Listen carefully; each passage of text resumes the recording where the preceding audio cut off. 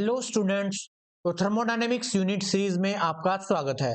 तो आज हम इस वीडियो के अंदर बहुत ही वेरी इंपॉर्टेंट टॉपिक करेंगे जिसका नाम है हमारे पास एंट्रोपी।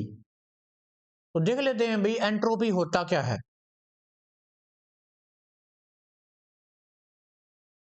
द रैंडमनेस और free movement is known as entropy and it is denoted by small S. जो हमारे पास किसी भी सोल्यूशन किसी भी स्पीशीज के अंदर उसके पार्टिकल के अंदर कितनी रैंडमनेस है, यानी कितनी रैंडमनेस के साथ उसके जो पार्टिकल है वो मूव कर सकते हैं, वो उसकी एंट्रोपी होती है। फॉर एग्जांपल ये कोई भी हमारे पास सोल्यूशन है, ठीक है, और ये इसके पार्टिकल है। ये पार्टिकल कितनी फ्रीली रैंडमनेस के साथ मूव कर सकते हैं इस सोल्यूशन के अंदर, इस बीकर के अंदर, वो उसकी एंट्रोपी कहलाती है। ठीक है, तो जो एंट्रोपी है ये एक मेजर करने का एक जरिया है। क्या मेजर करने का एक जरिया है? डिग्री ऑफ रैंडमनेस, ठीक है, और डिसऑर्डर ऑफ ए सिस्टम। किसी भी सिस्टम की पार्टिकल की जो रैंडमनेस है वो मेजर करने का एक तरीका है जिसको हम एंट्रोपी नाम दे दिया गया है। ठीक है, आया समझ में? उसके बाद देखो एक और definition, entropy of A substance is minimum in solid state.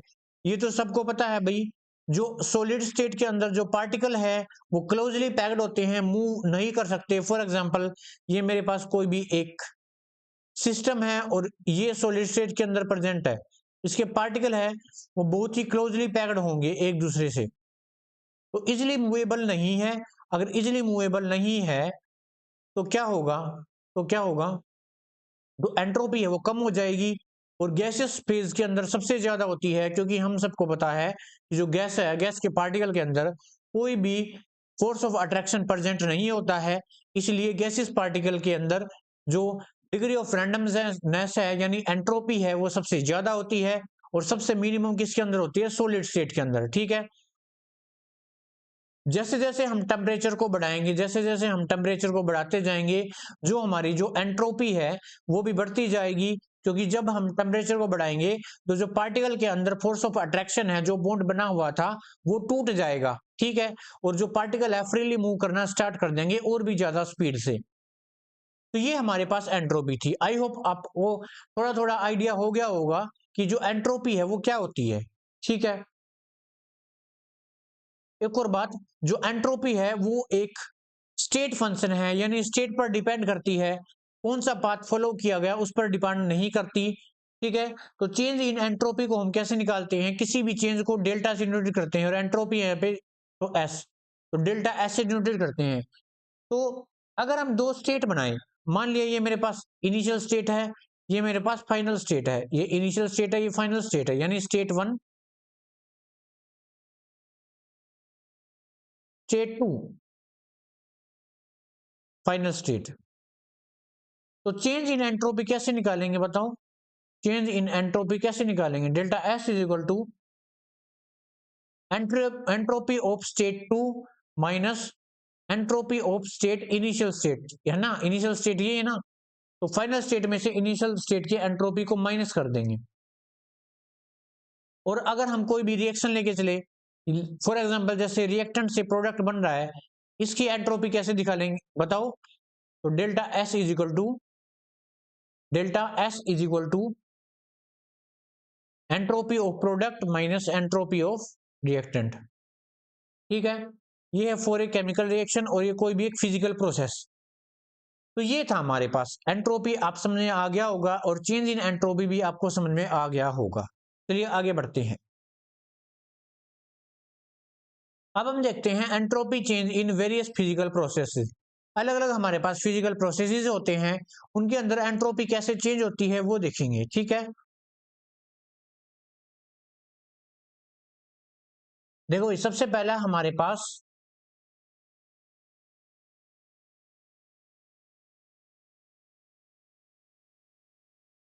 Entropy of fusion, इसके अंदर देख लेते हैं। It is the entropy when one mole of solid change into liquid at its melting point are called entropy of fusion. Fusion का मतलब क्या होता है? मेल्ट होना। तो इसमें क्या हो गया? It is the entropy change when जब 1 मोल ऑफ जो सॉलिड है वो चेंज हो रहा हो किसके अंदर, लिक्विड के अंदर, और at its melting point are called entropy of fusion. तो एंट्रोपी ऑफ फ्यूजन देखो, एंट्रोपी का फॉर्मूला हमारे पास क्या होता है, change in entropy delta S by में हीट ट्रांसफर। क्या होगा, मतलब है हमारे पास heat transfer at absolute temperature यानी क्यू बाई टी। ठीक है, अब यहाँ पे हम फ्यूजन लेकर चल रहे हैं, इसका फॉर्मूला हो जाएगा delta S fusion is equal to Q heat transfer, यहाँ पे फ्यूजन एंट्रोपी ऑफ फ्यूजन लेकर चले ना इसलिए टेम्परेचर, तो इसका फॉर्मूला हमारे पास ये बन जाएगा। ठीक है, नेक्स्ट हमारे पास एंट्रोपी ऑफ वेपोराइजेशन। तो इसके अंदर क्या होगा, जब हमारे पास एक मोल लिक्विड किसके अंदर चेंज होगा, वेपर स्टेट के अंदर, is called entropy of vaporisation. Vaporisation यही होता है ना, वेपोराइजेशन होता क्या है, जब लिक्विड हमारा गैसेस स्टेट के अंदर चेंज होता है यानी वेपर स्टेट के अंदर, तो उसी तो बोलते हैं। तो यहाँ पर भी एंड इसकी वैल्यू क्या हो जाएगी, हम यहाँ पे वेपोराइजेशन की बात कर रहे हैं ना, तो एस वी बाय में क्या वी बाय में टी। ठीक है, इसका फॉर्मूला ये हो जाएगा। नेक्स्ट देख लेते हैं, entropy of sublimation. It is defined as when 1 mole of solid change into its gaseous state at its lower melting point entropy of sublimation। अच्छा, sublimation का क्या मतलब होता है, जब कोई भी चीज डायरेक्ट सॉलिड से किसके अंदर कन्वर्ट हो जाती है, गैस के अंदर, without changing in liquid. Generally होता क्या है, जनरली क्या होता है, सॉलिड से पहले लिक्विड के अंदर कन्वर्ट हुआ जाता है फिर गैस के अंदर, लेकिन सब्लिमेशन के अंदर सॉलिड से डायरेक्ट गैस के अंदर कन्वर्ट हो जाते हैं सबस्टेंस, फॉर एग्जांपल नेफ्थलीन। ठीक है, तो इसके अंदर एंट्रोपी का फॉर्मूला क्या होगा बताओ, एंट्रोपी ऑफ सब्लिमेशन का delta S small S sublimation के लिए लगा दिया, क्या वो एस बाय में टी, ये हमारे पास फॉर्मूला हो गया। ठीक है, स्पॉन्टेनियस प्रोसेस के लिए जो एंट्रोपी है उसकी वैल्यू पॉजिटिव होगी। ठीक है, यानी जो हमारे पास स्पॉन्टेनियस प्रोसेस है डेल्टा एस की वैल्यू क्या हो जाएगी, पॉजिटिव हो जाएगी फॉर स्पॉन्टेनियस प्रोसेस के लिए, और नॉन स्पॉन्टेनियस प्रोसेस के लिए क्या हो जाएगा, जो डेल्टा एस है उसकी वैल्यू कितनी हो जाएगी, नेगेटिव हो जाएगी। ये आपको याद ही कर लेने हैं। ठीक है, ये था भाई हमारे पास। नेक्स्ट हमारे पास सेकंड लॉ ऑफ थर्मोडायनामिक्स, ये देख लेते हैं क्या कहता है second law of thermodynamics. It states that all the spontaneous process, it states that all the spontaneous process or naturally occurring process are irreversible। और ये बात सही भी है, जितने भी हमारे पास जितनी भी स्पॉन्टेनियस प्रोसेस होंगी और नेचुरली ओकरिंग जितनी भी प्रोसेसेस होंगी हमारे पास, वो सारी इरिवर्सिबल होंगी।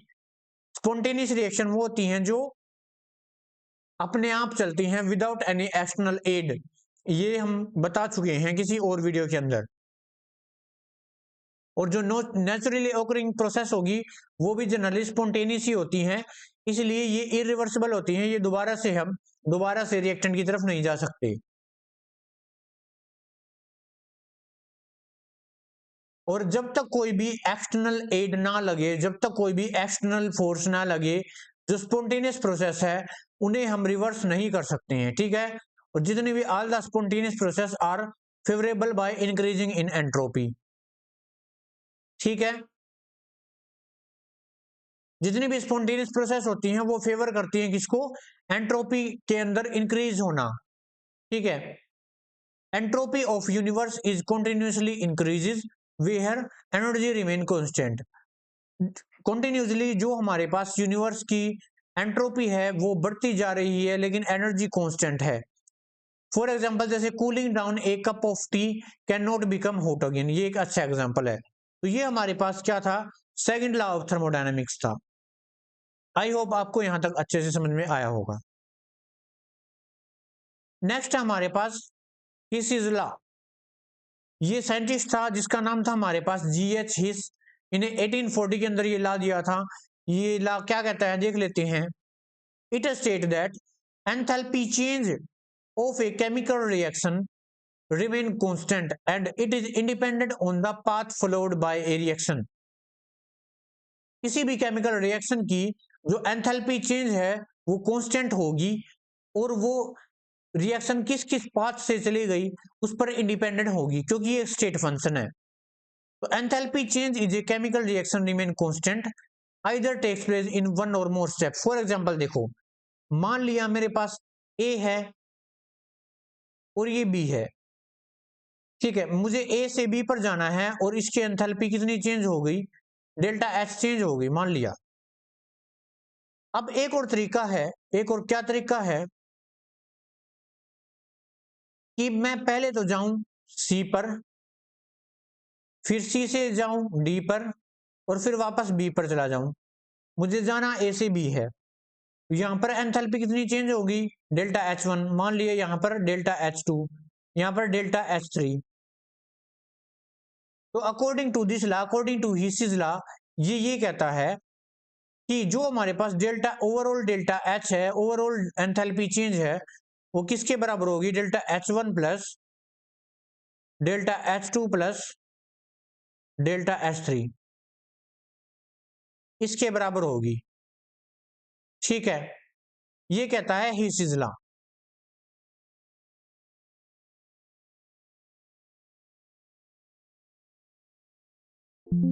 तो ये हमारे पास हिसिस लॉ था। ठीक है, आई होप आपको समझ में अच्छे से आया होगा। नेक्स्ट है हमारे पास जीरोथ लॉ। ये लॉ क्या कहता है देख लेते हैं। देखो भाई डेफिनेशन में, according to zeroth law, when two systems are in equilibrium with a third, then third are also equilibrium with each other। ये ला ये कहता है हमारे पास मान लिया दो सिस्टम है, मान लिया मेरे पास एक सिस्टम है ए और एक सिस्टम है मेरे पास बी, ठीक है, और ये दोनों सिस्टम सी सिस्टम के साथ क्या है, ये इक्विलिब्रियम में है। मान लिया जो सी है इस सिस्टम के साथ जो ए है वो इक्विलिब्रियम के अंदर है ऐसे, ठीक है, और जो बी है वो भी इक्विलिब्रियम के साथ है सी के साथ। अगर ए सी के साथ इक्विलिब्रियम के अंदर है और बी सी के साथ इक्विलिब्रियम है तो ये दोनों आपस में इक्विलिब्रियम में होंगे एक दूसरे के। यही लॉ कहता है ये दोनों ऐसे। ये लॉ कौन कहता है, जीरोथ लॉ। ठीक है, बस यही कहता है ये लॉ। आई होप आपको समझ में आया होगा। नेक्स्ट हमारे पास है थर्ड लॉ ऑफ थर्मोडायनामिक्स। देख लेते हैं भाई ये लॉ क्या कहता है। According to this law, all the crystalline solid substance have zero entropy at zero temperature। ये ला ये कहता है कि जितने भी हमारे पास प्योर क्रिस्टलाइन सॉलिड सबस्टांस होते हैं, एक और बात है कि हमारे पास प्योर क्रिस्टलाइन सॉलिड सबस्टांस ही होने चाहिए, उनकी हमारे पास जीरो एंट्रोपी हो जाती है जो कब, जब हम टेम्परेचर 0 डिग्री सेल्सियस या 0 केल्विन कर देते हैं। ठीक है, यानी एब्सोल्यूट जीरो टेम्परेचर पर उनकी हमारे पास जीरो एंट्रोपी हो जाती है, कहने का मतलब फ्रीज हो जाते हैं वो, उनके जो पार्टिकल है क्रिस्टलाइन सॉलिड के जो पार्टिकल हैं वो बिल्कुल भी मूवमेंट नहीं कर पाते। It may be defined as entropy change is equal to, क्या बताएंगे बताओ, डेल्टा एस नोट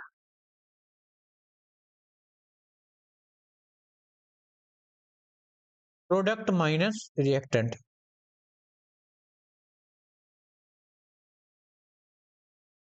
ठीक है,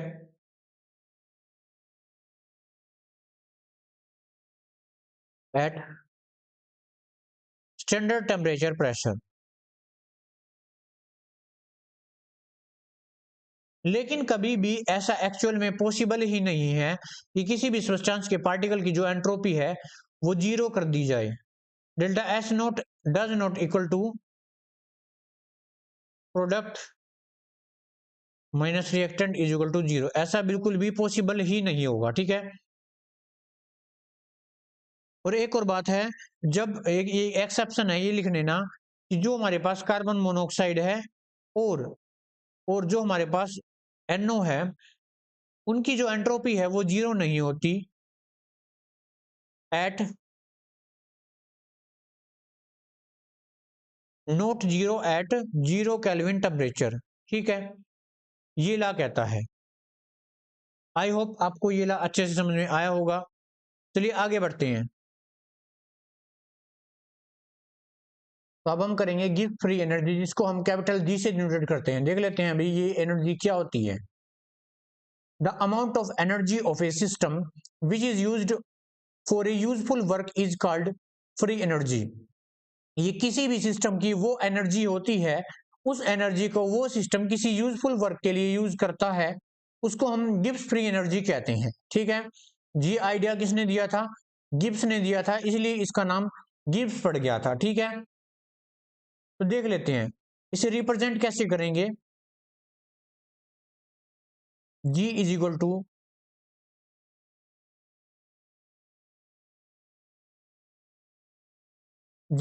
टू H माइनस TS। ठीक है, टेम्परेचर और एंट्रोपी। अब ये आया कैसे वो देख लेते हैं। यानी कि हम निकालेंगे change delta G, change in Gibbs free energy. ये एक स्टेट फंक्शन है, तो दो स्टेट बनाएंगे। इनिशियल स्टेट पर क्या होगा? इनिशियल स्टेट पर क्या होगा? G1 is equal to H1 at constant temperature. Temperature constant रख लिया।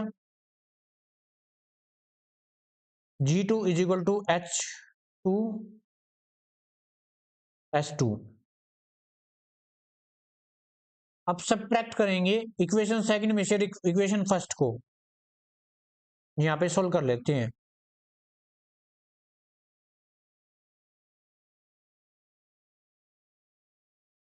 S2 minus H1 TS2 minus TS1।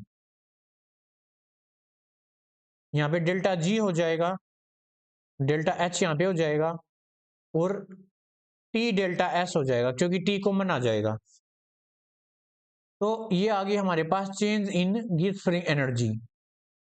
ठीक है, अब देखो अगर हमारे पास डेल्टा G है वो नेगेटिव आ जाए, तो हमारी जो रिएक्शन है वो कैसी होगी? स्पॉन्टेनियस होगी, ये आपको याद रखना है।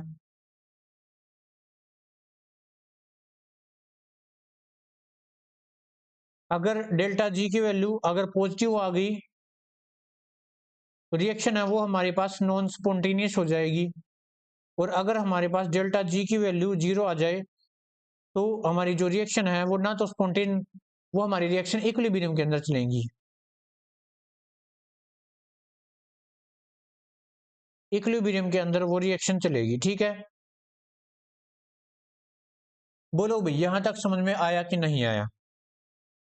तो आज के लिए इस वीडियो के अंदर इतना ही। नेक्स्ट टॉपिक नेक्स्ट वीडियो के अंदर करेंगे, तब तक के लिए थैंक यू।